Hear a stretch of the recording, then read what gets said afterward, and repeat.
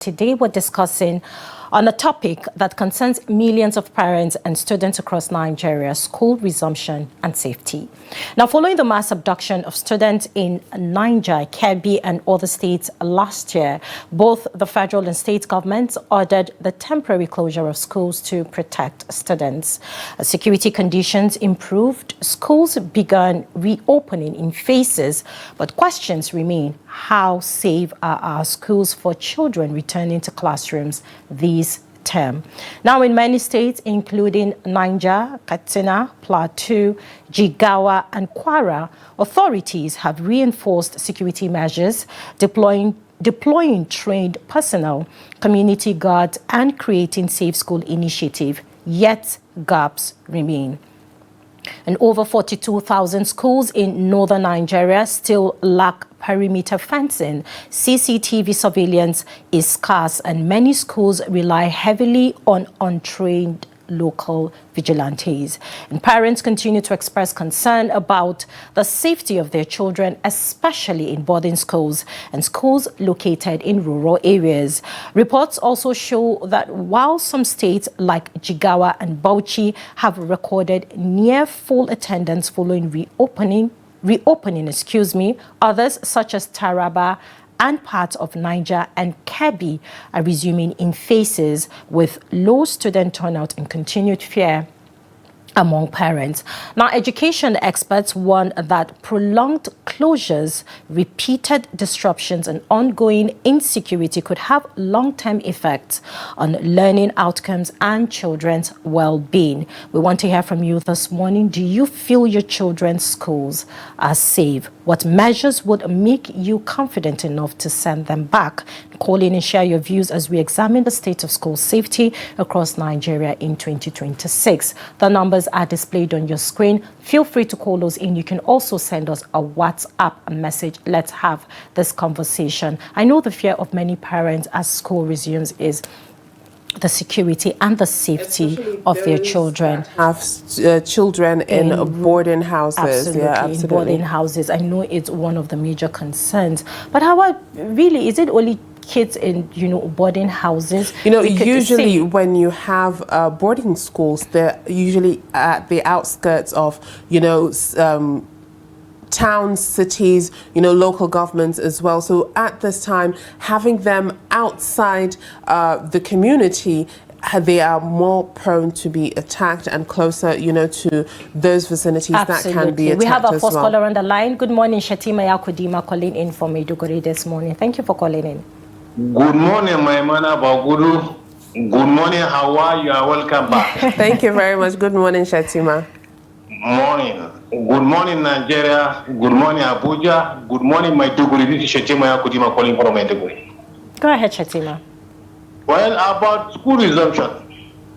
Here in Maiduguri, our children have resumed schools since 5th January. Alhamdulillah, we thank God. Even though it's not our wish for the closure of that schools. Do you see, honestly speaking, it is like we are taking a defeat side on the issue of this infantry and of these bandits. Well, the needful things, I did not think that whether it happened. Even though I'm in Maiduguri, I do not travel out, honestly speaking. But I don't know what is the essence of the closure of the school. If measures cannot be taken, you have interrupted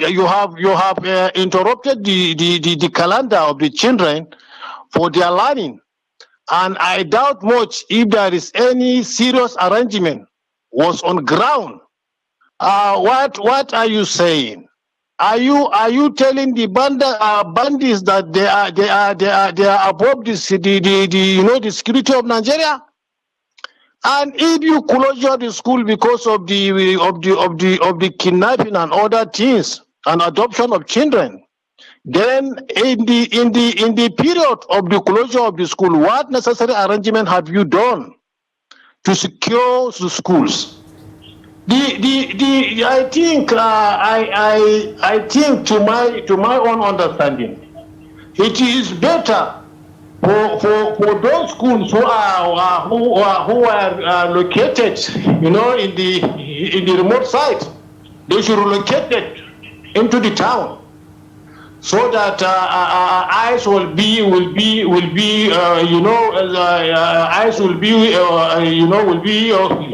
just on the students and their safety.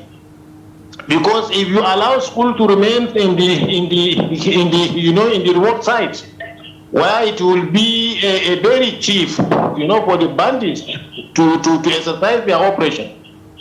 And also we are calling for the government to do all what is reasonable and necessary. Even if our securities they are not adequate to cover all the schools, at least governors they should do all what is reasonable and necessary, and the local government chairmen to engage these local vigilantes to secure the school. But you leave the school open like that. How a parent can have confidence on allowing his his children to go to the school? And this thing, it is just like a step towards collapsing of our society. Because these children, if we train them well, they are the ones that they will be rendering services for us when we are old. When there is time that we need their support. These children, they are the ones that they will become doctors in the future. They will become engineers in the future. They will become architects that they will design our shelter.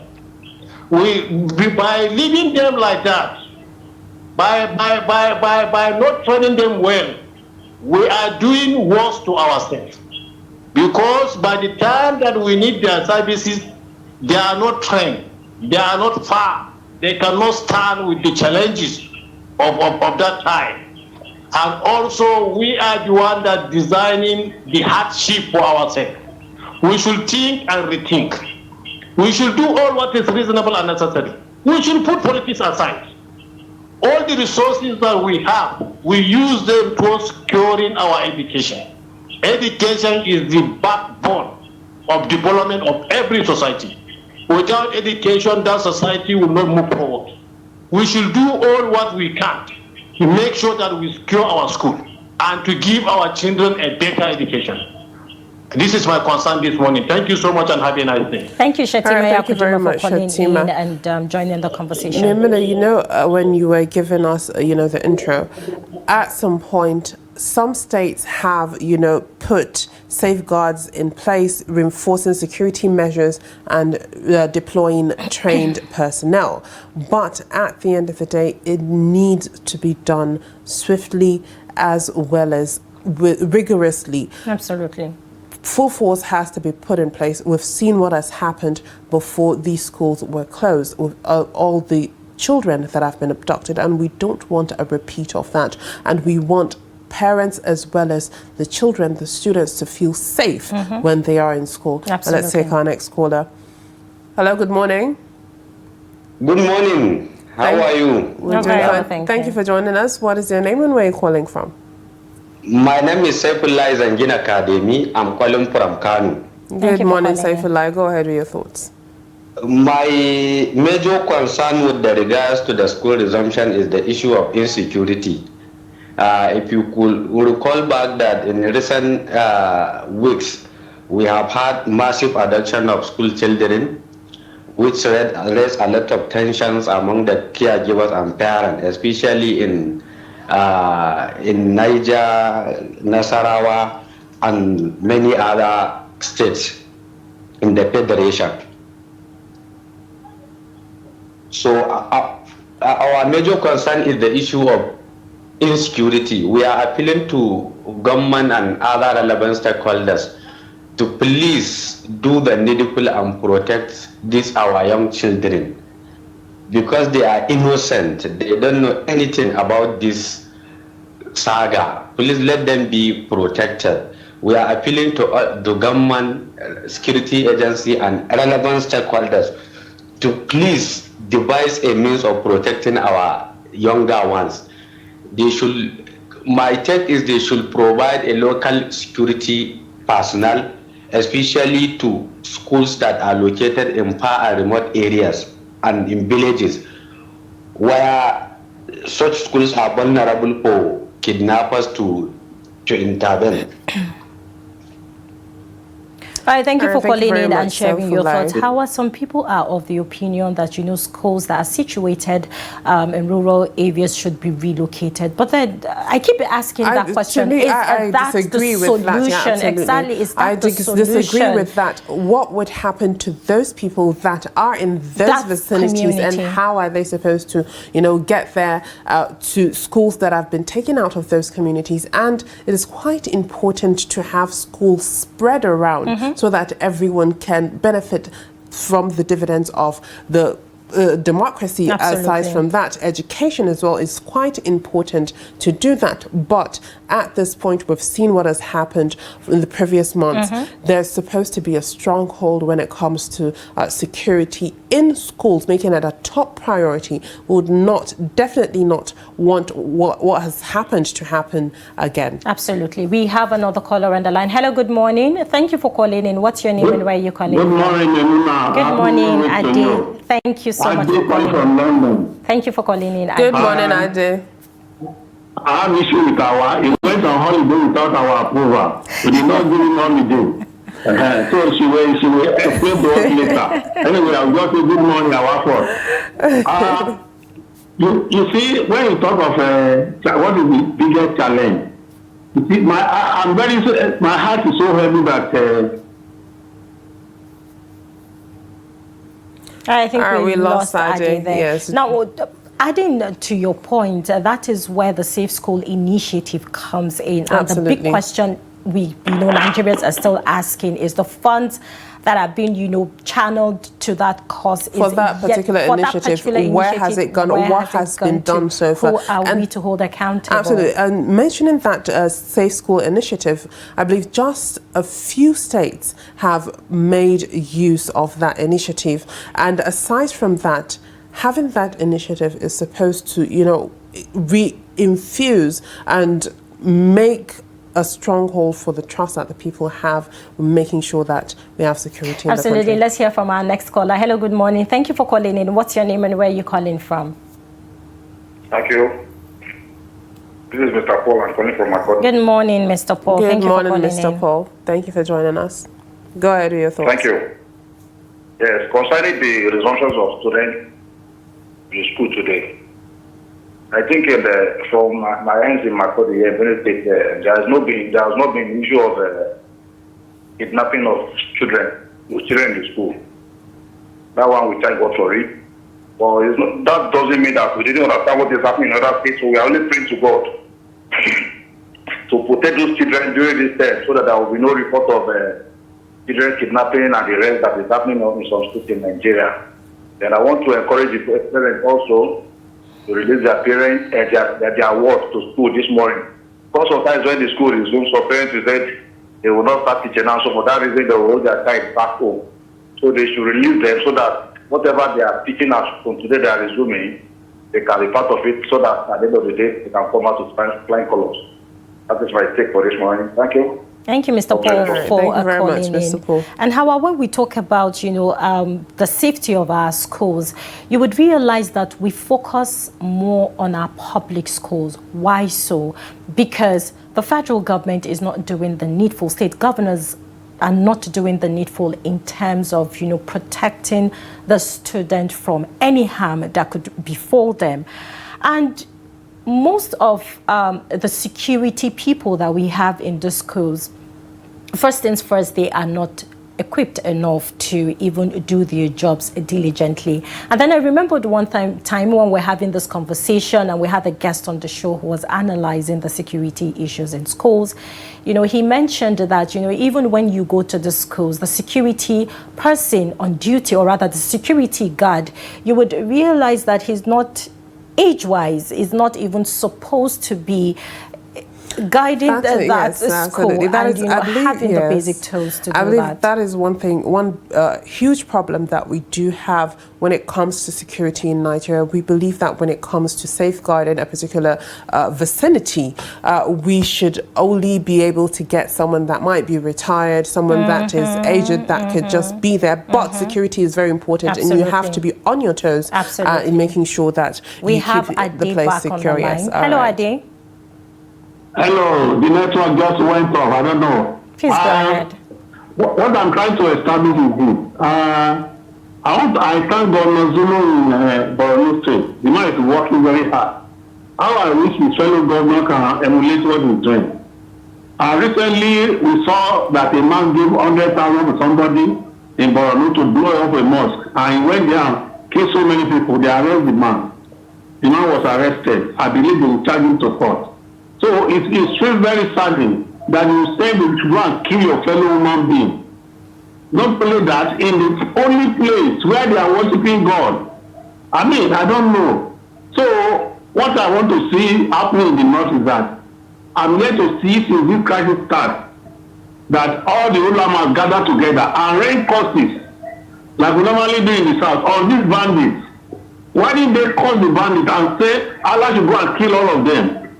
But everybody kept quiet. Nobody is saying anything. And they are killing the city every day. Okay, look at what I read in the Trust newspaper. That in Katsina government, they released 70 bandits. They released them. They said for the interest of peace. I mean, I don't understand. They are just wasting our taxpayers' money. Because they voted 5 trillion for defense this year. That 5 trillion should have been used for something, education, health, and other things. Where a government can release 70 bandits, they say because of peace, they want peace. Tell me, if they have been doing agreement with the bandits, tell me which one has not gone back and do the same thing. So when are we going to learn? This thing cannot happen in Borno. It's not possible. That Zulu will release bandits, it's not possible. Look at it now, Katsina 70. And later on, we hear that something happened again. Because they are used to it, they get good money. And they are sponsored a lot of millions. And nobody is saying anything. I'm yet to see the emirs come together and rain curses on the bandits that are killing our children in the north, taking the future of tomorrow. But everybody just kept quiet.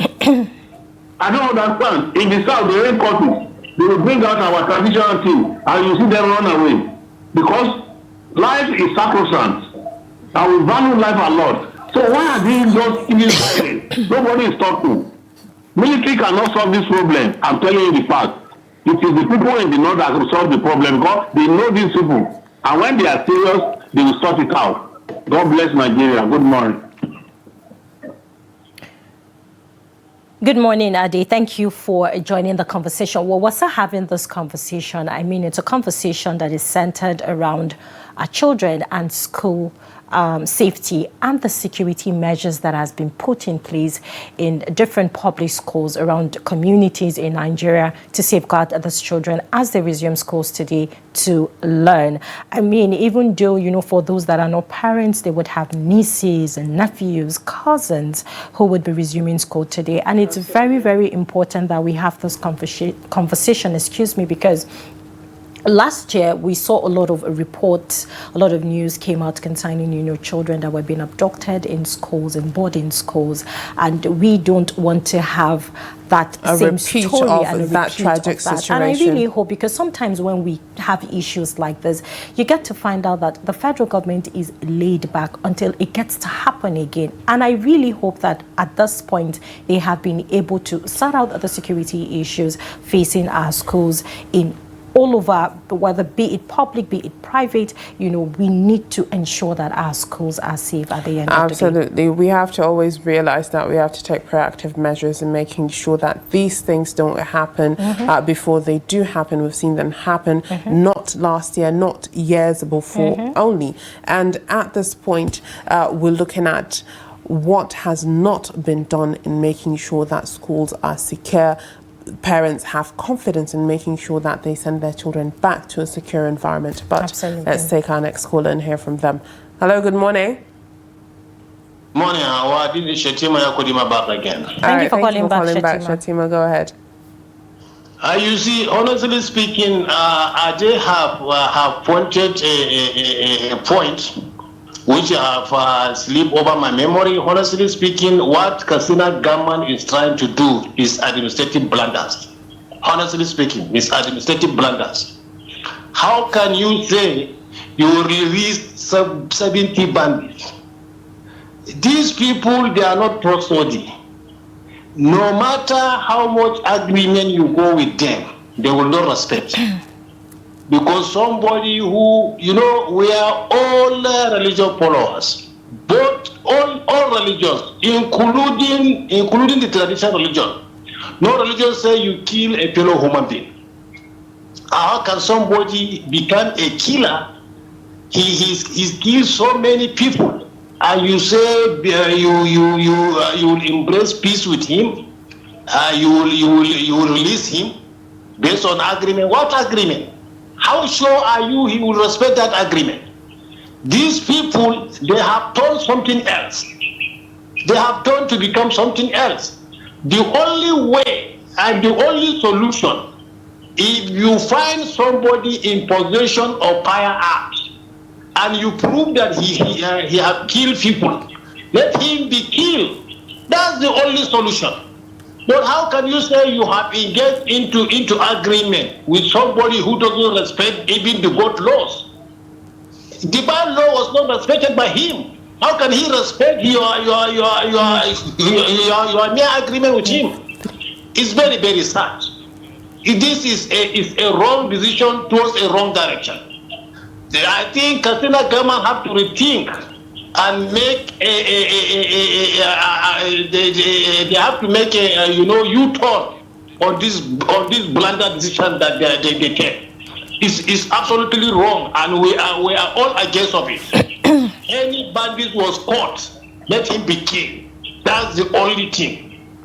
And I want to use this opportunity to ask about my brother and my in-law Abashe. He been quiet for a very long time. I hope he's well with his family. Thank you so much and have a nice day. Thank you, Shetima Yakodima, for calling back and Absolutely. adding up to the conversation we're having. Hauwa, we have some couple Yes, of we have a WhatsApp couple messages. of WhatsApp messages, and this one is from Usman Santara Kibeti Jamilta Yola, and he says, "Good morning, Hauwa, Kiyawa, and Maimuna Bagudu this Monday morning." I welcome back, Hauwa. Thank you very much. Who was away last week? On the topic of today, what I will say as regards to returning our words to school is for parents like me. We're lucky that the children are schooling within the city of Jamaica, and as you may know, there is a relative calm as regards to security. But for those outside the city, there must be apprehension and concern with parents as regards the security of their children based on recent happenings of kidnapping. But we all have to pray to God for protection and the government to do the needful. Thank you very much, Usman Santaraki, for your message. We have a WhatsApp message from Alhaji Gafaru Apaki Kwata in Niger State, and he says release of bandits and Boko Haram by Katsina State government is so barbaric for Katsina State to release these criminals at this period of time when the whole world is watching. Nigerian government on the issue of killing of women and Christians in northern states of this country in particular. Only last week in Niger, Kaduna and Sokoto State, many people killed and kidnapping of others. Even Sokoto State, a town called Bagudu, was invaded by these criminals, killed two people, went away with many cash and property. And in Katsina State, these criminals impose 50,000 levy on farmers before they can harvest their crops or get access to their farm. Now, this fight against these criminals is not only the federal government only. I'm using this medium to call all the states, especially from the north, to please cooperate with federal government to fight against these criminals. The whole world is watching Nigerian government on the issue of terrorism. Please, this is the time to get rid of them, including the people crying or sympathy for them when now especially U.S. government is involved. No mercy for these criminals. They are killing innocent people every day. Enough is enough, please. Thank you, Alhaji Gafaru from Niger State, for sending in your WhatsApp message, even though you did not, go in line with the topic we're discussing this morning concerning school safety. All right, next up, we have a message from Comrade Nansat from Jos, and he says, "Good morning, Trust TV. The biggest challenge school resumption in Nigeria to school resumption in Nigeria today is insecurity. There was a school safety program. What happened to it? What happened to the funds? The government must muscle up the political will to tackle this problem with all finality. Thank you." All right, thank you very much, Comrade Nansat, for that. Another WhatsApp message from Ahmadu Mohammed Usman from Kafin Hausa in Jigawa State. He says, "Good morning, Nigeria. Good morning, Maimuna. And good morning, Hauwa. And welcome back. We miss you. Glad to see you." Thank you very much. The school resumption in Jigawa State, there are little or no challenge unless little financial commitment, because the government of Jigawa State is trying much very well, because there is adequate security in place with God's help. The education is free, especially for the female from primary school to PhD, campaigned scholarship and others good things. But our concern now is we want the schools in rural areas to still get their schools fenced and provided with enough security personnel as they are in place in major towns across the state.